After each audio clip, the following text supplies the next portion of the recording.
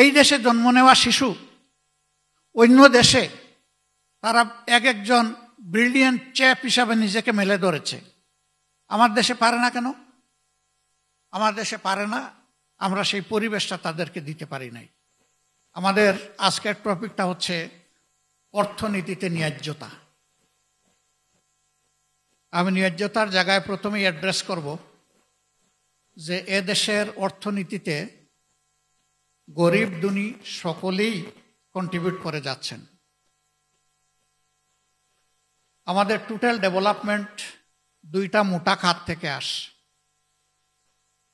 একটা বিভিন্ন পর্যায়ের ট্যাক্স,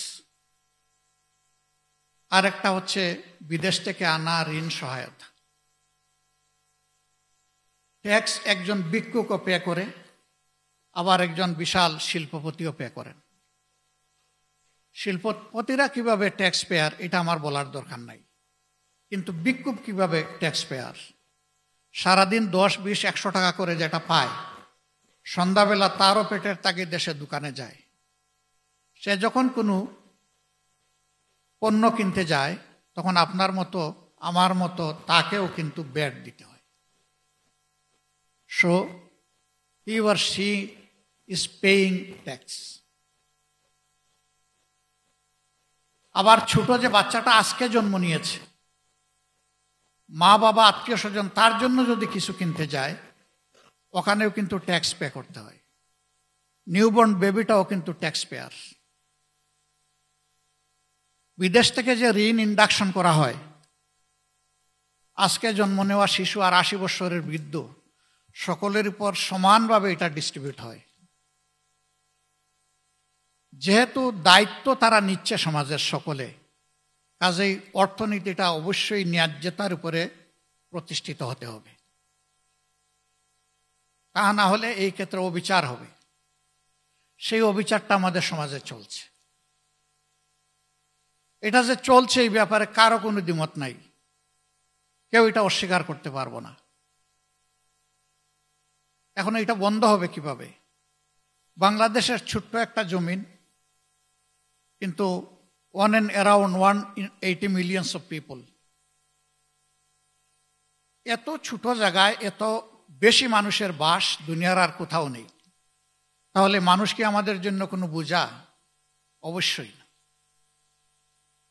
আমরা জনসংখ্যাকে জনসম্পদে পরিণত করতে পারি, জনশক্তিতে পরিণত করতে পারি, যদি আমাদের সেই প্ল্যান থাকে।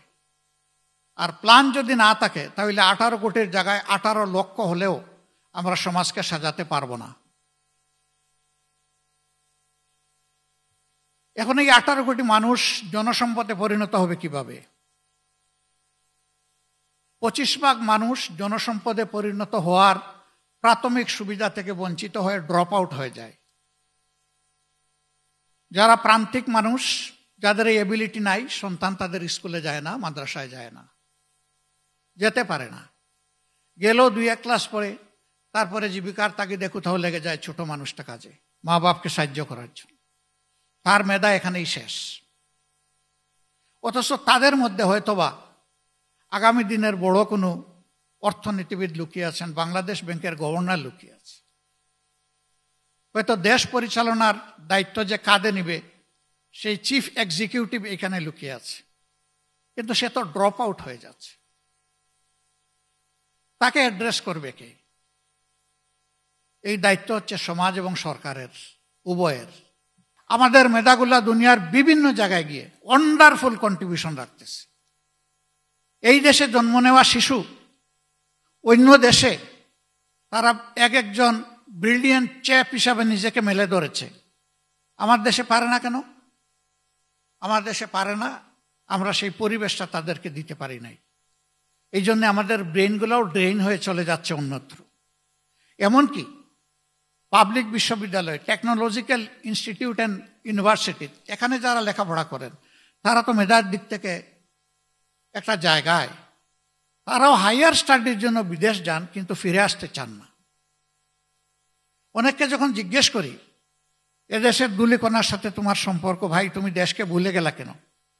ওই যে দেশ তো আমাকে চায় না, আমাকে দেশ চাইলে আমি প্রস্তুত। আমরা বলি আমরা তো চাই, শুধু ফিনান্সিয়াল রিমিটেন্স না, আমরা তো ইন্টেলেকচুয়াল রিমিটেন্সটাও চাই। তো আসো। বলে হ্যাঁ, একটু সম্মানের জায়গা আমার জন্য তৈরি করে দেন। আমি জানি এই সরকারের সময়েও কিছু ব্রিলিয়েন্ট মানুষ চলে এসেছে বিদেশ থেকে। তারা কিন্তু টাকা উপার্জনের সুবিধা নেওয়ার জন্য আসেনি, দেশকে কিছু দেওয়ার জন্য এসেছে।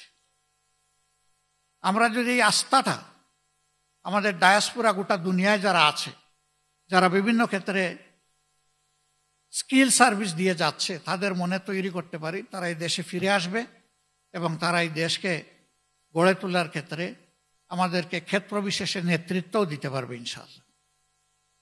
আমরা তাদেরকে ইনভাইট করে দেশে নিয়ে আসার পক্ষে। আমি অনেক শিল্পপতির সাথে মাঝে মাঝে বসি, জিজ্ঞেস করি ছেলে কয়জন, মেয়ে কয়জন।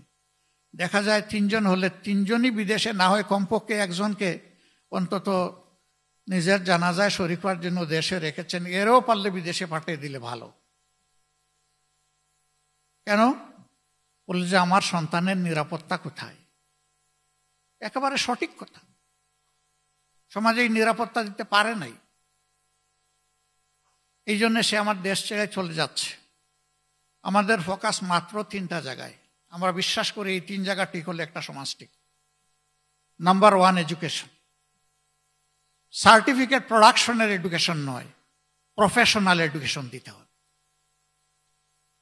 প্রত্যেকটি মানুষ হবে এক একটা রিসোর্স পার্সন। একজন কৃষক হলে সেও হবে একজন স্কিল কৃষক।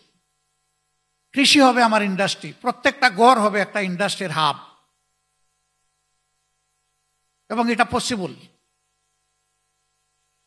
জাপানে বিশাল বিশাল অনেক কমোডিটি আছে, যেটার স্পেয়ারগুলো এক একটা গড়ে তৈরি হয়, এক একটা গড়কে ডিস্ট্রিবিউট করে দেওয়া হয়েছে, ওই গড়টা একটা ইন্ডাস্ট্রি হয়ে গিয়েছে।